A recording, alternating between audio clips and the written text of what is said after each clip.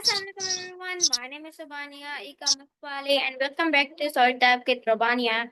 And today I'm very excited because our guest is global event operation professional and who has connected communities across 55 countries and has made a real impact through leadership, partnership, and service.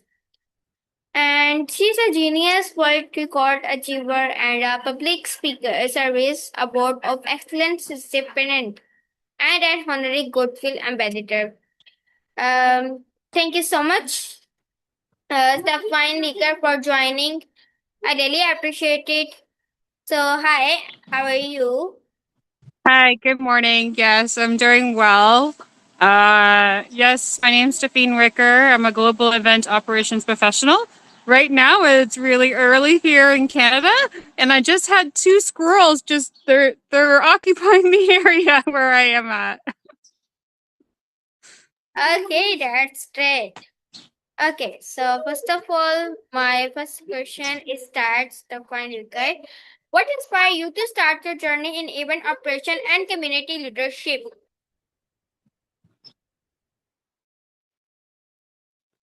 Yeah, so I started as a young child in Penzic.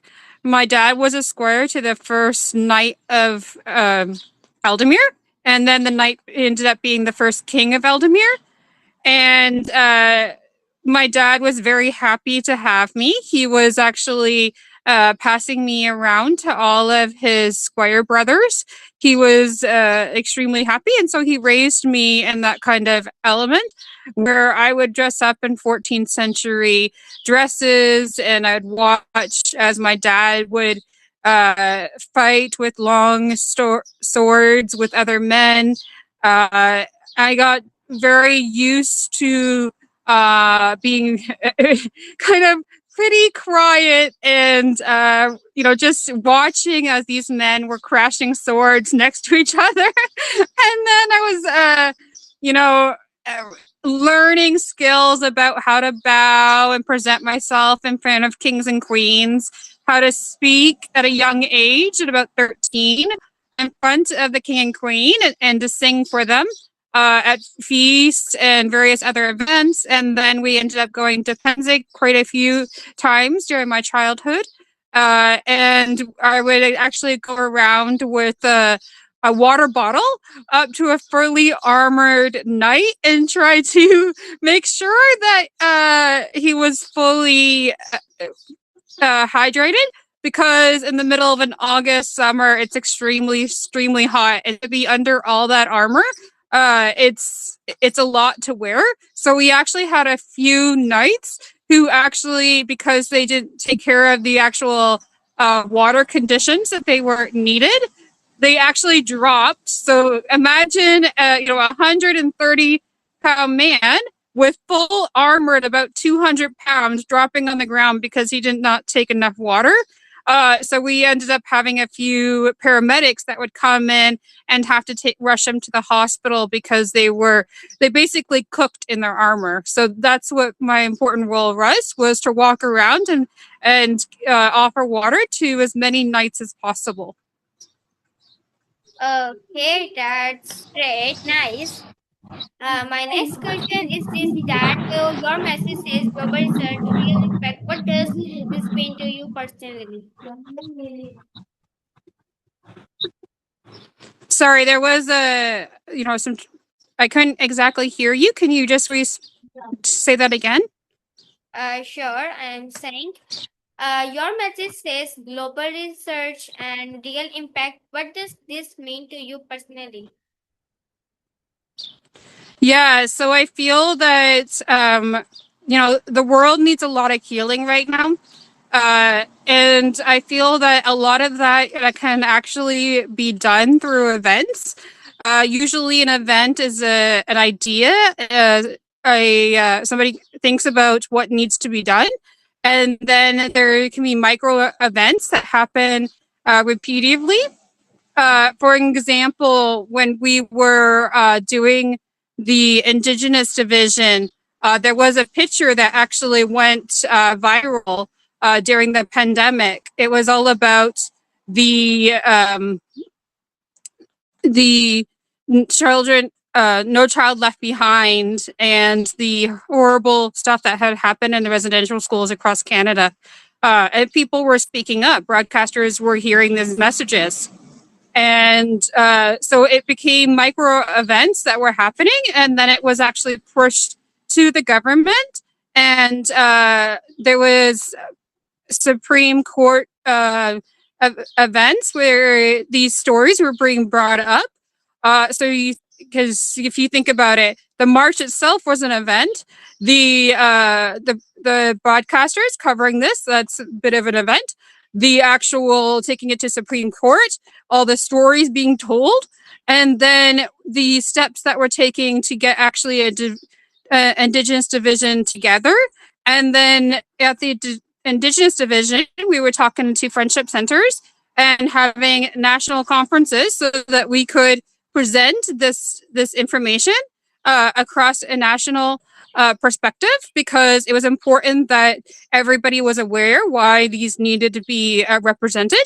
We were still finding, after thousands of unmarked residential school victims, that they're still unburying some. So it was a horrible what had happened, and I'm so glad that we were able to, as a division, help out. And then we were able to help them on other perspectives, benefits, and helping with the Clean Water Initiative. Okay, that's great. And my next question, you have worked with people from many countries. So, what's the biggest lesson you learned from different cultures? Yeah, being respectful of the culture, being willing to collaborate, finding how to communicate effectively so that both sides can be able to understand the message, and learning to be adaptable, because sometimes there's culture differences that you have to be adjustable to understand, and being open-minded. Okay, very good. Okay, so next question. How did you achieve the Genius World Record and what was that experience like? Yeah, we did the Guinness World Record event in 2020. My host got the Guinness World Record holder for Magnetic Entrepreneur Inc. And then everybody went home the official amazing title and international bestseller overnight. It was at first we weren't sure if we were going to get the numbers. Oh, thank you. And the podcast, we did a lot of them so that we could grow the audience growth. And we reached out to as many people as we possibly could, me and the host. And we got multiple hands together and our partnerships. We actually did reached out to other countries as well. I believe we reached out to Pakistan, Bangladesh, and we also reached out to European countries. We actually had a sponsor from Wales. So there was multiple countries actually helping us out with it as well. And then we had multiple large entrepreneurial professionals, international professionals, a part of it as well. So it actually helped with our audience growth. Okay, that's amazing. And next question. What challenges did you face during your professional journey? Yeah, so I'd say audience growth can sometimes be a challenge, depending on the topic is resonating. If it's not resonating nearly as much, or you don't have a very strong marketing team, both can be factors in the audience growth. But I feel that a lot of the time, podcasters are actually like the ambassadors of an event, so they're really important to have on board when you're trying to put a push messages through. Okay. My next question is that how do you stay motivated when things become difficult? Yeah, learning how to collaborate with other people because, I can be very, very motivated and very very determined to get what I'm trying. I put a lot of effort into what it is I do. So I like to be able to collaborate with other people. And I know that there's only so much that I can do. And so that's why I like reaching out to other people and trying to get them on the opportunities too. Because what ends up happening is that you're only one person at the end of the day, right? There's only so many hours in your actual day. So it's super important that you're able to collaborate with other people because, yeah, you can only do so much. Okay, that's great, amazing. Uh, and my question is that next, what qualities make a great leader? Yeah, so it goes back to collaboration because the whole when you're a leader, there is a lot of stuff that goes through your hands, right? And you have to be willing to, uh, for example, in Rehan school, there's Rehan, but there's also the faculty and the students. So all of that is collaboration. And I feel that it's needed to be able um, to partner. So like Rehan needs to partner with partners outside of the school as well as the faculty, and then he was also partnering with the students as well. So the whole thing is all about collaboration when you're a leader. So it's extremely important.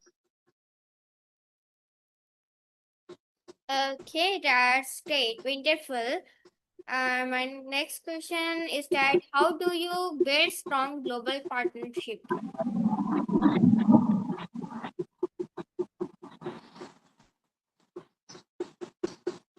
Yeah, so that's basically the same answer I just gave you.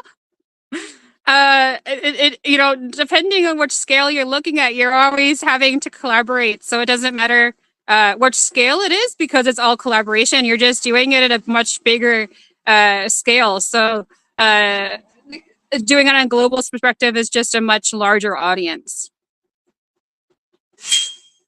Okay, nice. My next question is that you have to sponsor in a native in 35 countries. Which experience that you heard the most?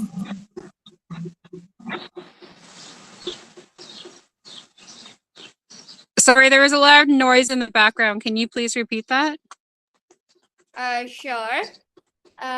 You have represented innovatives in 35 countries. Which experience touched your heart the most? Yeah, I would say that so far it was helping Indigenous communities because I am Indigenous, so it was kind of related to it. Also, standing up for cancer and cancer research because my grandmother died from breast cancer. My mother has cancer. My sister has had cancer before, so my heart went into those. Uh, right now, my heart is with the Hidi and the Rihan School. So yeah, those are places that have touched me. Okay, so sad. And my next question is that how a young student.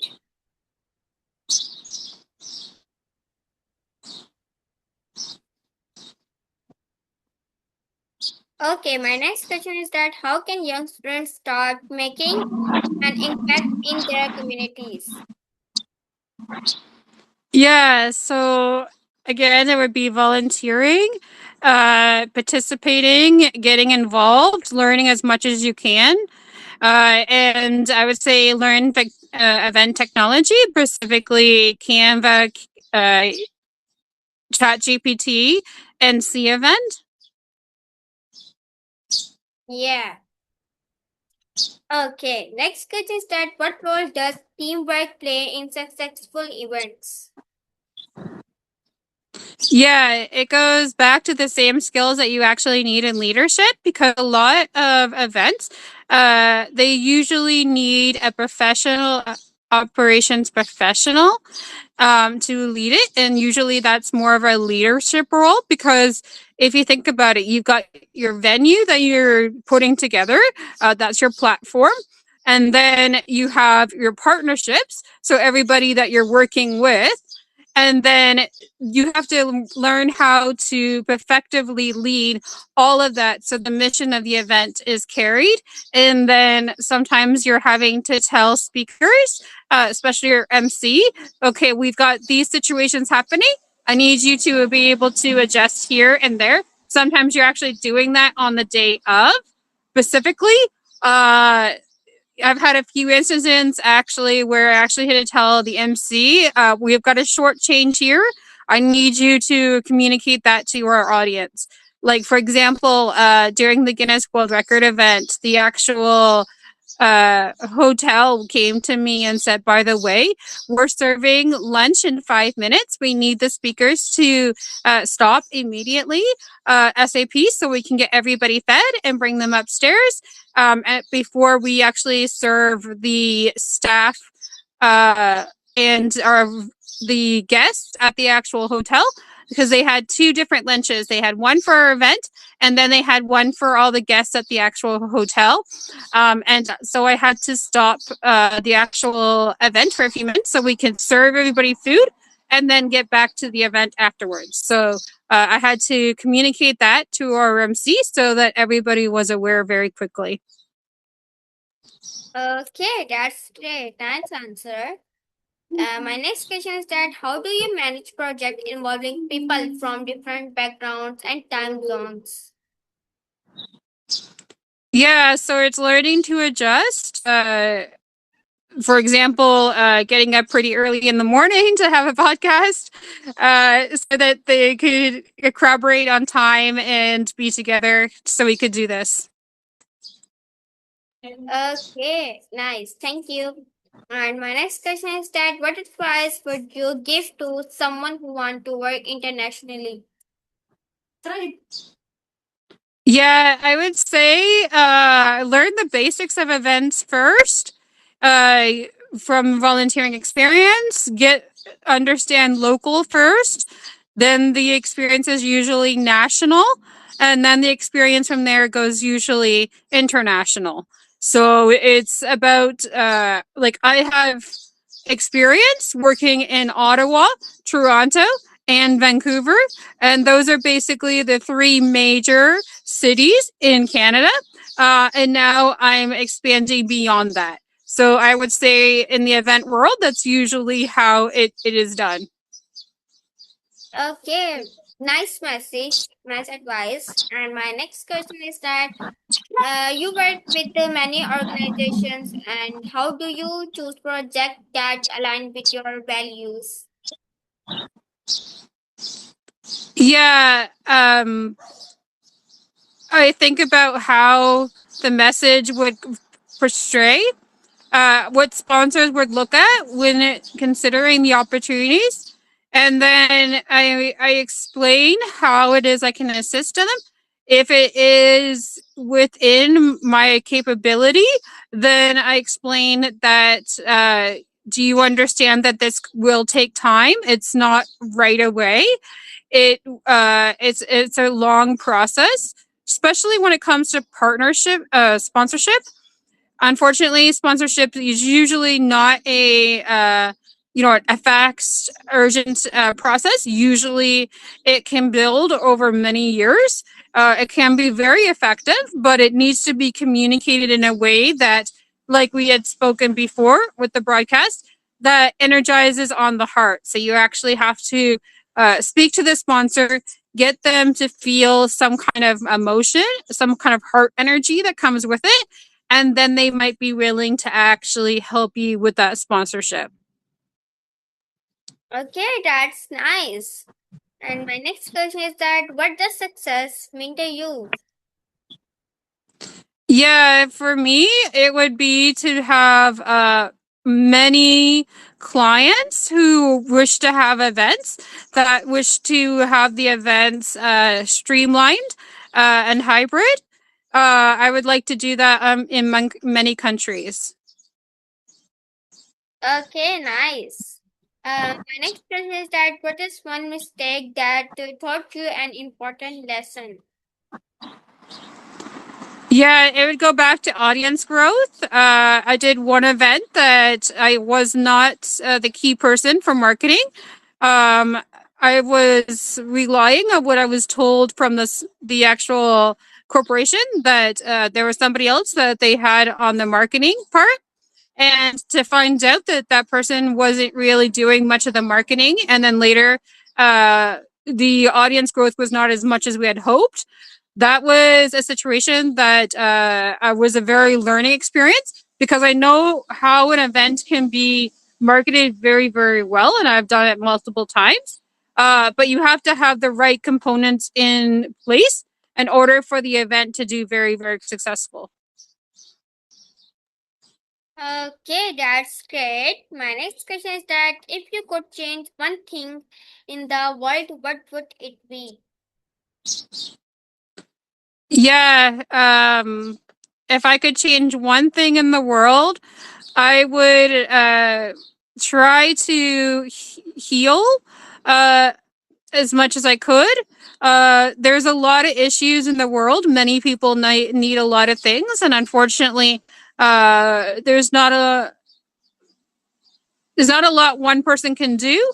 But if there was many, thank you. If there was many ways, and I feel that this is it kind of goes back to the events world. Um, when you do an event, it actually has a larger community impact. So if you think about it, an event that is going to happen in one place, they actually, especially like in a hotel or different venues, and the money is increasing, you're actually healing the actual place. So, for example, one of the events I did, it actually raised money for veterans, uh, Parkinson's disease, and feed the homeless and the first responders. So we were healing the community while having an event. So I feel that events bring people together and also heal an area. Okay, wonderful. And now my next question is that how do you balance your professional life and personal life? Yeah, I try very much not to interlock those two. My professional life is what you see in partnerships and relationships. My personal life is very private and just kept to me. Okay, wow, nice. And my next question is that what message would you give to women who want to become leaders? Yeah, I would say follow your heart, even if you think that the challenge it might be a little bit out of your alignment zone. If you really feel that in your energy and in your heart that you can pull this off, and you really want to, you're determined to do this, do it, because you're being sent that message, because something inside you wants to shine and glow, and that's what the world needs, because you're being given that specific task, because you you resonate so much that the world needs your spark and your healing. We are Okay, actually, as women, we're actually the healers of the world. uh Women are actually more of a healer energy than and and that's where I feel that women need to be more empowered. okay, that nice message you can give. And now my next question is that, and this is my last question. What advice would you give to students of Rehan School and other young learners? Yeah, I'm gonna say something real quick. In our indigenous culture, uh, that's where I'm coming with the healer energy. It's a part of our cultural teaching that because women were when the world was still being developed, back, many centuries before we actually had different countries and everything. Women were usually the ones who were actually communicating the language to their children, because they were actually having to teach them how to eat, how to learn basic skills, and the men were usually the ones who were protecting the environment. They were protecting the family. They were out hunting and gathering.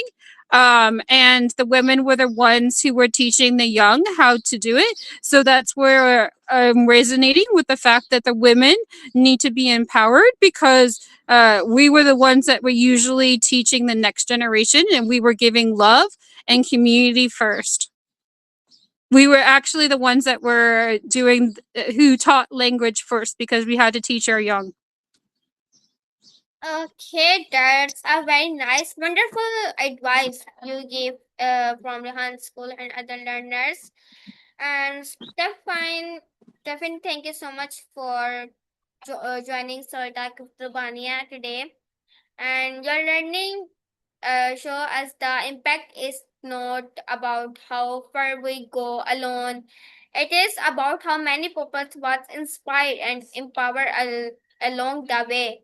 And your study of leadership, way your partnership and service remind us that different countries can truly share one purpose and a greater impact together. Thank you so much for sharing experience and wisdom with us. Thank you so much for joining, and thank you so much you to our listener for turning in. This is Rubania singing off from Soltak with Rubania.